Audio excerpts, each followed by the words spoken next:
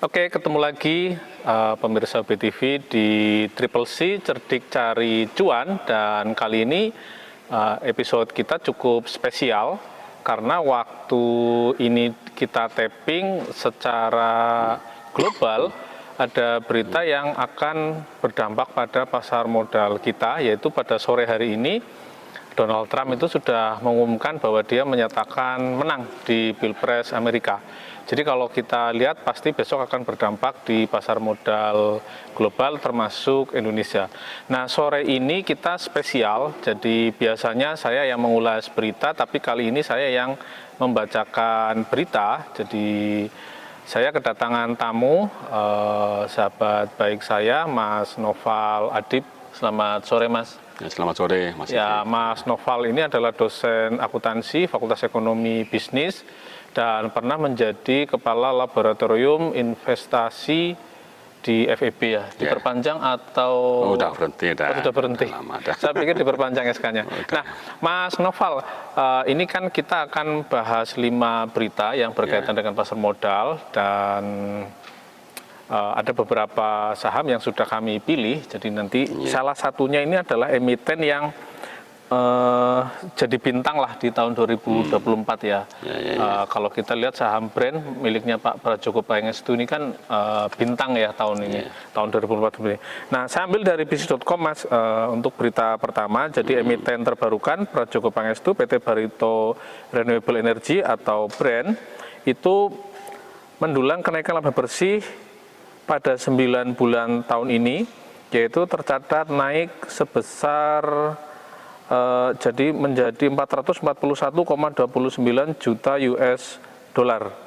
Nah, jadi ini pendapatan dari penjualan listriknya itu 202,96, penjualan dari uapnya 91,39 juta US dollar, dan penjualan karbon kredit itu 1000 US dollar. Nah, jadi dia mencetak laba 9 bulan ini adalah 86,1 juta US dollar gitu loh. Nah, saya ingin minta komentar dari Mas Noval untuk saham brand ini, Mas. Jadi kira-kira kalau kita lihat apakah bintangnya Pak Prajogo Pangestu dengan brandnya itu akan masih sampai akhir tahun masih akan bersinar, Mas? Ya, baik, terima kasih Mas Sidik ya. Untuk saham brand ini memang sudah dalam setahun ini ya, seperti yang tadi Anda katakan, menjadi bintang, ya kan. Nah, sekarang udah menjelang akhir tahun ya. Kalau menurut hemat saya itu siklusnya sepertinya sudah mulai mau turun. Karena ya, jadi begitu. Ini bisa dilihat dari kondisi fundamentalnya yang PBV-nya, price to book value-nya itu 73 kali. Artinya ini sudah sangat mahal cukup sekali mahal, ya. Cukup mahal sekali kalau ya, di mahal bursa sekali kita. Ya, jadi begitu, sehingga mungkin investor sudah jenuh beli ya untuk saham brand ini, dan mungkin akan menurun. Dan beberapa waktu terakhir ini juga memang kecenderungannya kan harganya menurun. Sekarang udah 6.000, dulu pernah 8.000, pernah di atas 10.000. Ya, dulu pernah naik sampai 10.000 dan sebagainya, dan sekarang sudah mulai menurun. Sekarang, Nah, kalau misalnya kita lihat dari sisi bisnisnya ya, kalau kita lihat bisnisnya itu kan dia di bidang di brand ini kan di energi ya. Jadi dia penjualan listrik, penjualan uap, penjualan karbon kredit. Kalau kita lihat kan sebetulnya masih relevan ya, atau sedang menjadi sektor yang seksi lah ya. Apalagi kalau kita melihat Pak Presiden kita hari ini ya, Pak Prabowo, dia juga sangat menekankan pada sektor-sektor energi. Betul. Jadi kalau dilihat kira-kira brand itu kalau misalnya ya kita lihat tahun depan apakah masih atau memang dia set base? Kalau secara demand memang tidak akan berkurang, ya kan? Karena memang ini kan sesuatu yang dibutuhkan terus menerus, ya kan? Sektor energi ini, ya. Itu secara demand memang begitu, ya. Tapi memang kalau untuk secara siklus itu harganya yang sudah cukup tinggi, ya, saya kira mungkin paling enggak sampai akhir tahun ini mungkin ya masih di sekitar 6.000 ini. Jadi begitu ya, kan nunggu tahun depan bagaimana. Oke, ya itu ya teman-teman investor. Jadi analisanya dari Mas Noval Adib dari FEBUB. Jadi kalau kita lihat kemungkinan besar brand ini akan turun ya, gitu ya. Walaupun paling nggak sideways ya. Atau sideways lah gitu loh. Nah, saya punya satu berita lagi Mas untuk segmen satu ini. Saya juga masih ngambil dari bis.com, masih saham energi juga, gitu. Grupnya Astra. Jadi Arko gitu ya. PT Arkoya Hydro Tbk atau emiten berkode Arko ini resmi mengoperasikan secara komersial pembangkit listrik Yaintu pada 16 Oktober 2024. Proyek Yaintu itu memanfaatkan aliran sungai langsung berkapasitas sebesar 10 MW di Poso, Sulawesi Tengah. Proyek ini menjadi pembangkit listrik ketiga yang beroperasi di bawah bendera Arko dengan estimasi produksi listrik mencapai 62,5 gigawatt per tahun atau berkontribusi sebesar 35,4% dari estimasi produk listrik Arko pada tahun 2025. Nah, ini memang saham yang relatif baru dan ini memang terafiliasi dengan grup Astra dan kita lihat kelihatannya Astra juga serius ya untuk masuk ke sektor-sektor energi terbarukan. Nah, salah satunya Arko gitulah. Nah, Arko ini memang dia banyak memanfaatkan sumber daya alam terutama air ya untuk membuat pembangkit listrik tenaga air gitu ya ataupun hidro gitu loh. Nah, kalau kita lihat tahun ini dia sudah bisa mengoperasikan 3 pembangkit listriknya. Jadi saya kira-kira apakah bisnis Arko ini masih akan menarik, Mas? Ya, kalau secara bisnis kurang lebih hampir sama dengan brand tadi ya, dengan energi ya. Soalnya memang dari segi fundamental ini jauh lebih murah ini ya. PBV-nya itu 1/10-nya brand. Jadi jauh lebih murah. 0,7 sekitar. PBV-nya 6. Oh, 6 kali. Iya, 6 kali. Kalau brand kan 70 kali. 70 kali. Iya. Jadi untuk investor ya kan mungkin akan lebih tertarik pindah ke Arko ini ya, apalagi ini di bawah grup Astra yang memang secara reputasi cukup bagus lah di mata dan bagi penganut dividen juga besar kemungkinan dia bagi dividennya rutin gitu ya, mengikuti grupnya. Oh gitu ya, oh iya. Apalagi begitu itu cocok bagi investor itu.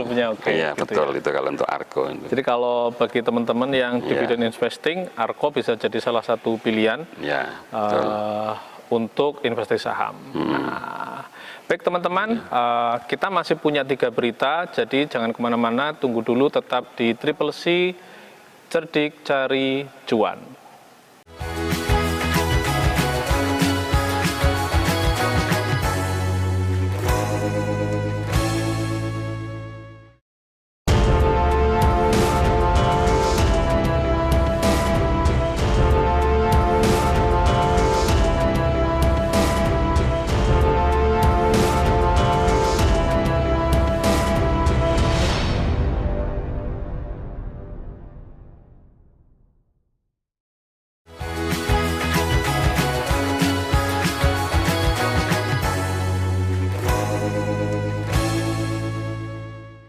Jumpa lagi di Triple C, cerdik cari cuan, dan saya masih bersama Mas Noval Adib, dosen Fakultas Ekonomi Bisnis Universitas Brawijaya. Teman-teman semua, teman-teman permisa, saya masih punya 3 berita Mas Noval, dan ini juga berita emiten yang sejuta umat juga ya. Jadi dari HMSP dan Gudang Garam, dari Sampurna dan Gudang Garam. Nah, memang kelihatannya angin sedang tidak berhembus ke mereka ya. Jadi tekanan cukai kembali naik. Jadi saya bacakan dari bis.com, sumbangan cukai ke negara dari 2 emiten rokok terbesar Sampurna, HMSP dan Gudang Garam atau GGRM naik tipis pada September 2024. Pada saat bersamaan, laba HMSP dan Gudang Garam kompak turun cukup dalam. Tekanan kinerja HMS dan Gudang Garam ini melanjutkan tren yang terjadi sejak awal 2024. Nah, kalau dari sisi laporan keuangan, jadi HMSP masih bisa mendapatkan penjualan bersih, pendapatannya adalah 88,48 triliun pada September 2024. Secara YoY atau year on year masih sebesar 50,51 itu untuk sigaret kretek mesin, sedangkan sigaret kretek tangan itu di posisi 29,46 triliun. Nah, di sini diberitakan bahwa laba dia, jadi laba bersihnya itu juga turun, Pak. Nah, sama juga dengan gudang garam, jadi labanya per September itu 992,20 miliar. Jadi ini turun 77,74% dari tahun lalu sebesar 4,45 triliun gitu. Jadi kita lihat gudang garam itu tekanannya cukup dalam, jadi labanya bisa anjlok sampai 77%. Kalau HMSP itu tidak sedalam itu. Jadi, nah ini tentunya menjadi satu bahasan yang menarik ya. Kalau kita melihat beberapa tahun lalu harganya gudang garam dan HMSP itu merupakan saham yang premium ya. Gudang garam pernah sampai 40.000, di atas 40.000, sementara sekarang bisa turun. Nah, kira-kira kalau kita melihat emiten rokok ini seperti apa, Mas? Ya, baik ya. Ya, memang beberapa bulan terakhir ini atau mungkin setahun terakhir inilah ya, memang dua saham ini mengalami penurunan yang cukup konsisten begitu ya. Nah, itu memang terkait dengan isu cukai rokok begitu ya, yang terus naik, dinaikkan, terus naik begitu ya kan. Nah, sehingga otomatis ya harga jual produk mereka baik gudang garam maupun HMSP Sampurna itu ya naik juga. Nah itu yang membuat kemudian konsumen lebih banyak beralih ke rokok yang lebih murah, misalnya Wismilak. Nah begitu. Nah, Wismilak itu atau WIM ya itu harganya lumayan lebih murah daripada dua brand harga rokoknya. Harga rokoknya. Nah, harga sahamnya itu cenderung lebih stabil malah, lebih naik ya, karena adanya perpindahan konsumen dari konsumen gudang garam dan Sampurna. Nah, namun menjelang akhir tahun ini terlihat bahwa saham gudang garam itu PBV-nya sudah 0,4. Ini sangat murah. Under value sekali, sudah di bawah 50%. Teman-teman bagi yang mau masuk ke gudang garam silahkan. Jadi kalau menurut saya justru menarik kalau masuk ke gudang garam itu sekarang. Oke, begitu juga HMSP ya. Kalau HMSP itu PBV-nya masih di atas 2 ya. Masih di atas 2. Iya, HMSP ya. Nah, walaupun kalau dari sisi nominal kelihatannya juga sudah sudah sangat murah, ya. 600 tapi 600 gitu ya. Jadi satu lotnya cukup 66.000. Betul ya. Oke, kalau gudang garam masih 1,3. Betul ya. 1,3 juta ya untuk satu lotnya teman-teman. Nah, harga nominal. Ya. Kalau kita lihat kelihatannya pemerintah juga masih mengandalkan sektor pajak ya untuk pemerintahan yang baru sekarang ya. Berarti kira-kira tekanan kedua emiten ini apakah masih akan terus berlanjut ya kalau kita melihat? Ya kalau secara cukainya masih akan terus berlanjut, tapi bagi investor yang jeli itu sepertinya kalau saya ya itu gudang garam itu sudah waktunya bisa masuk ke GRM gitu. Apalagi dia juga sudah mulai diversifikasi bisnis ya, walaupun hasilnya mungkin masih kecil jika dibandingkan dengan pendapatan dari rokoknya ya. Ada bandara, tol, hotel dan sebagainya. Sekarang kan gudang garam banyak ekspansi ke arah sana. Nah, jadi sumber pendapatan alternatif lah bagi gudang garam itu.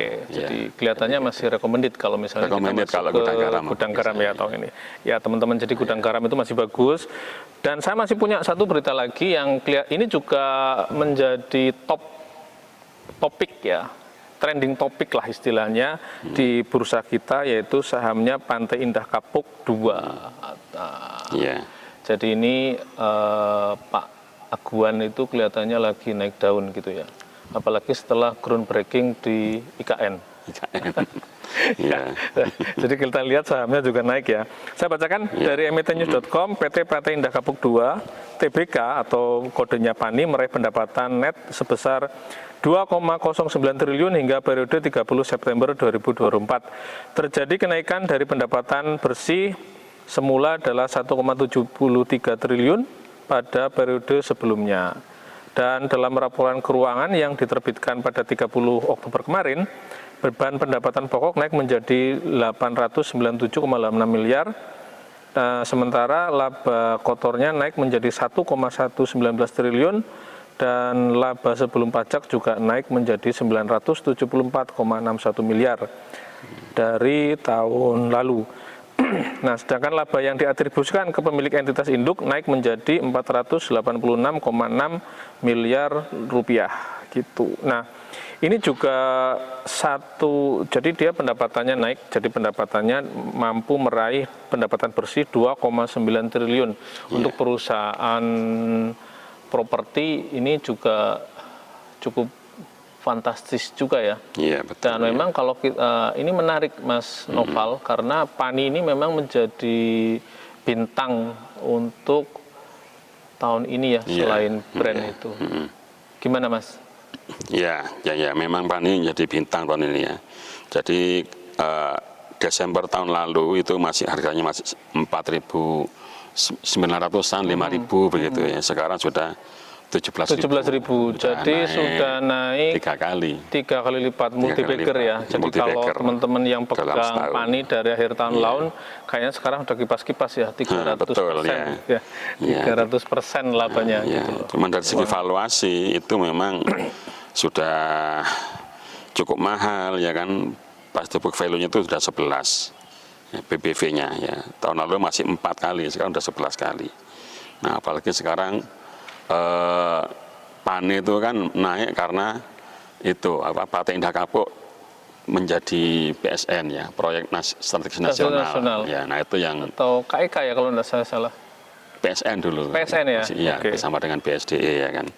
Nah sekarang ini apakah itu akan tetap dilanjutkan oleh pemerintah yang baru Prabowo? Nah itu, kita harus tunggu. Pertanyaan gitu Pertanyaan.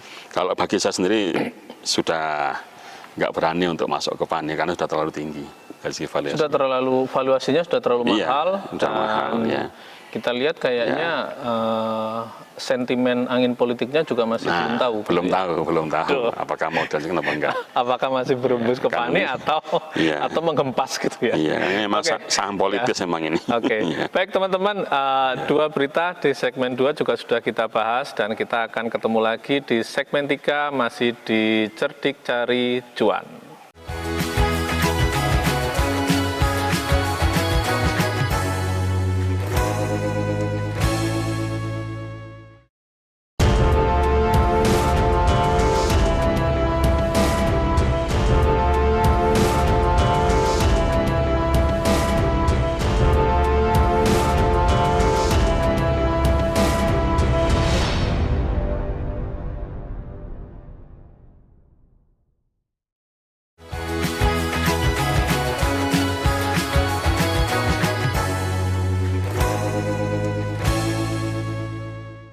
Pemirsa BTV masih di Triple C Cerdik Cari Cuan dan saya masih bersama dengan Mas Noval Adib.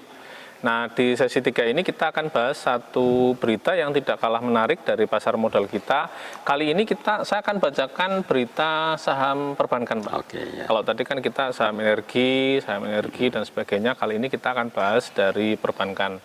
Ini saham yang memang tidak menjadi bintang tetapi selalu menguntungkan di bursa kita sepanjang tahun ya. Bintang banget enggak. Tapi pegang perbankan itu kayaknya juga untung terus gitu ya.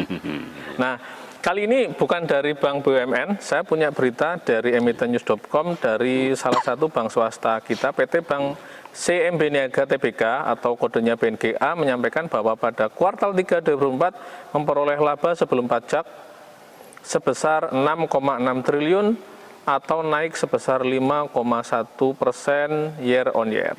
Nah, jadi ini penjelasannya dari Presiden Direktur CMB Niaga, Lani Darmawan, pada tanggal 30 Oktober kemarin bahwa pertumbuhan kinerja ini mencerminkan fokus pada aset yang berkualitas, efisiensi operasional, dan juga dia menjaga NPL-nya sebesar 2% di bawah rata-rata industri perbankan. Nah, jadi dia meraih laba kuartal 3 ini cukup besar, 6,67 triliun atau naik 5,1%. Memang BNGA ini sempat jadi bintang juga ya, karena waktu itu Pak LKH ya, kayaknya yang ngomong dia masuk di situ ya, sehingga itu menjadi dicermati oleh investor gitu loh, Dan kalau kita lihat memang waktu awal-awal tahun lalu atau akhir tahun lalu saya masih ingat dia PBV-nya juga masih under value gitu. Under value, Dan kita lihat kinerjanya sekarang naik, jadi kuartal 3 saja labanya dia bisa 6,6 triliun gitu ya untuk sektor perbankan. Nah, saya ingin tahu nih Mas, komentarnya Mas Noval untuk saham perbankan terutama BNGA ini kira-kira seperti apa ya tahun ini? Ya, BNGA ini kan saham menengah begitu ya, Pak? Bank menengah. Ya, bank menengah bukan bank papan atas. Ya, bank menengah. Ya, saya kira untuk bank menengah untuk beberapa waktu ke depan itu prospeknya cukup cerah ya. Jadi selain BNGA itu kayak seperti Bank Agro itu bank anaknya BRI itu ya. Kemudian BBYB itu bank digital kalau nggak salah. Ya, digital ya. Nah, termasuk BNGA ini ya. Itu bisa dicermati untuk beberapa bulan ke depan ini sepertinya akan naik gitu ya. Dan apalagi ini PBV dari BNGA itu masih di bawah 1, masih 0,8, jadi masih ada ruang masih untuk under value ya. Under value, masih under value betul. untuk saham perbankan. Ya, untuk mencapai 1, sekian masih bisa PBV BNGA ini. Jadi begitu. Saya kira cukup bisa dicermati lah kalau untuk saham ini. Jadi kalau apalagi kinerjanya juga cukup solid bagus, ya, kalau kita lihat ya, untuk dia termasuk bank swasta yang bagus ya selain BCA gitu loh. Dan setahun ini cukup stabil lah ya, dari segi valuasi juga cukup stabil ya. Jadi begitu. Nah, kalau kita melihat dari sekarang misalnya ekonomi ini kan banyak orang mengatakan belum tumbuh-tumbuh amat ya. Ya, betul. Belum tumbuh amat. Salah satunya ya pasti sektor kredit gitu, betul, sektor perbankan. Jadi apakah emiten perbankan ini secara umum kalau untuk akhir tahun atau awal tahun depan masih menarik Mas di bursa? Saya kira masih menarik ya kan. Apalagi nanti dengan momentum akan kebangkitan ekonomi itu biasanya diawali juga dengan yang naik duluan adalah saham perbankan. Oke. Ya, kemudian saham konstruksi setelah itu. Nah, jadi saya kira untuk saham perbankan ini masih menarik begitu ya kan untuk tahun depan ini. Jadi begitu, tinggal mungkin bisa dikolek dari sekarang aja untuk saham-saham yang masih under value kayak BNGA ini. Ya. Dan BNGA ini juga cukup konsisten untuk membagikan dividen gitu. Ya, apalagi itu cocok bagi investor. Bagi investor yang dividen investing, Anda bisa melirik BNGA sebagai salah satu portofolio. Tapi tentu saja harus tetap melakukan riset mandiri ya. Jadi ini kita harus disclaimer on bahwa tayangan ini bukan mengajak membeli atau menjual saham tertentu. Tapi kita membahasnya. Nah, Mas, saya ingin pendapat Mas terakhir nih. Kalau misalnya kita melihat kebijakan Pak Prabowo itu di bidang satu kedaulatan pangan, kedua itu adalah energi gitu kan. Itu kan menjadi dua topik besarnya gitu. Betul. Nah, kalau kita lihat kedua sektor ini kan memang membutuhkan kredit yang cukup besar. Pangan, energi ini kan sebetulnya padat modal juga kalau kita lihat ya. Jadi kalau kita misalnya mau fokus ke energi ya pasti tidak murah investasinya. Dan kaitannya memang dengan perbankan. Jadi kalau kita kemarin Pak Prabowo itu kan menandatangani peraturan pemerintah yang penghapusan piutang untuk nelayan, petani dan sebagainya. Gitu. Kelihatannya ini utang-utang yang di bank BUMN ya kelihatannya ya. Pastinya ya, Himbara, yang di Himbara gitu ya.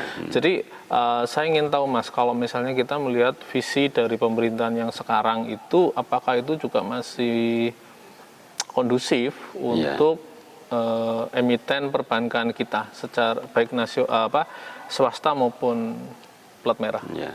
Ya kalau secara visi ya masih kondusif itu ya, kedaulatan pangan, kedaulatan energi begitu ya. Nanti tinggal bagaimana eksekusinya, karena memang seperti yang Anda katakan tadi itu memang memerlukan modal di awal yang cukup besar itu, ya kan. Jadi begitu. Nah, saya melihat kalau ini memang konsisten dilakukan, tentunya juga akan menggerakkan perekonomian yang otomatis juga akan menggerakkan pasar modal. Jadi seperti itu. Ya, kita tunggu saja itu implementasi dari kebijakan yang dilakukan oleh Pak Prabowo dan kabinetnya itu. Paling tidak 100 hari ini ya. 100 hari ini kita lihat bagaimana. Kita bisa 100 hari ini kita tunggu. Gitu. Betul, ya.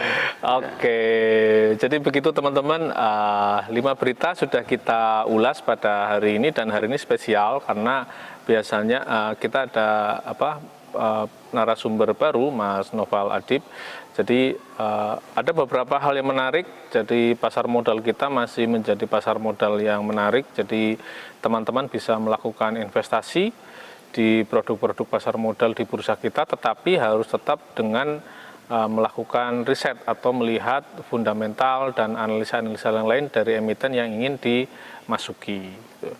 Saksikan terus Triple C Cerdik Cari Cuan di UPTV, tayang setiap hari Minggu di YouTube jam 1 UPTV Brawijaya. Jangan lupa subscribe, like, komen, dan share agar tayangan kami semakin bagus. Mas Noval, saya mengucapkan terima kasih untuk sore ini. Ya, terima kasih. Dan mudah-mudahan pasar modal kita kabarnya tetap cerah di akhir tahun. Allah, amin. Window dressing, saya tidak tahu apakah masih ada atau tidak ini. Biasanya ada. Biasanya ada, kita tunggu saja. Saksikan terus teman-teman, sampai jumpa. Cerdik Cari Cuan.